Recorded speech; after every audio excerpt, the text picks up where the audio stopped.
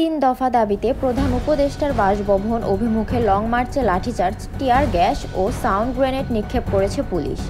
এই ঘটনায় শিক্ষক, শিক্ষার্থী ও সাংবাদিক সহ আহত হয়েছে অন্তত 50 জন। প্রতিবাদে শিক্ষক শিক্ষার্থীরা যমুনা অভিমুখে কাকরাইল মসজিদে ক্রসিং মোড়ের সামনে বসে পড়েন। বুধবার 14 মে বিশ্ববিদ্যালয়ের শিক্ষার্থীরা মৎস্য ভবন পার হয়ে কাকরাইল মসজিদের ক্রসিং মোড় আসলে হামলার ঘটনা ঘটে। সরেজমিনে দেখা যায় বেলা 11:30টায় জগন্নাথ বিশ্ববিদ্যালয়ের 1000-এর বেশি শিক্ষার্থী প্রধান উপদেষ্টার বাসভবন যমুনার অভিমুখে রওনা হয়। পদযাত্রা প্রথমে গুলিস্তান মাজার গেট বাধার সম্মুখীন হন। পরে মৎস্য ভবনে ফের পুলিশের বাধা অতিক্রম করে যমুনা অভিমুখে এগিয়ে যেতে থাকেন জবি শিক্ষার্থীরা।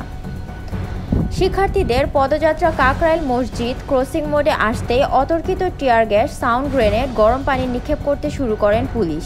এতে বিশ্ববিদ্যালয়ের শিক্ষক, শিক্ষার্থী সহ 30 জন আহত হন। টিয়ার গ্যাসে আহত হয়েছেন বিশ্ববিদ্যালয়ের শিক্ষক সমিতির সাধারণ সম্পাদক অধ্যাপক ডক্টর মোহাম্মদ রইস উদ্দিন, সাংবাদিক সমিতির সাধারণ সম্পাদক মাহতাব হোসেন লিমন। এছাড়া ঢাকা ট্রিবিউন এর জবি প্রতিনিধি সোহান ফরাজি, দৈনিক সংবাদের জবি প্রতিনিধি মেহেদি আহত হয়েছেন।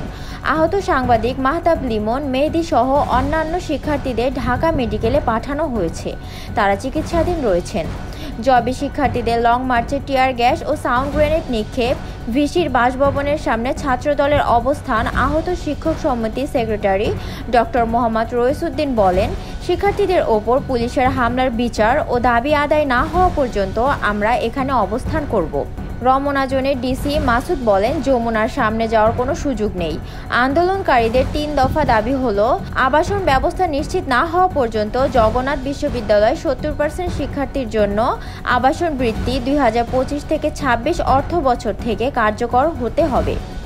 জগন্নাথ বিশ্ববিদ্যালয়ের 2025-26 অর্থ বছরের জন্য প্রস্তাবিত পূর্ণাঙ্গ বাজেট কাটছাঁট না করেই অনুমোদিত হতে হবে। জগন্নাথ বিশ্ববিদ্যালয়ের দ্বিতীয় ক্যাম্পাসের কাজ পরবর্তী একনেক সভার অনুমোদন করে অগ্রাধিকার প্রকল্পের আওতায় বাস্তবায়ন করতে হবে।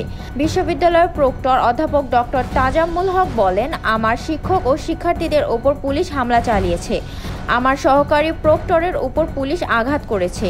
শিক্ষার্থীদের ন্যায্য আন্দোলনে পুলিশ অমানবিক আচরণ করেছে।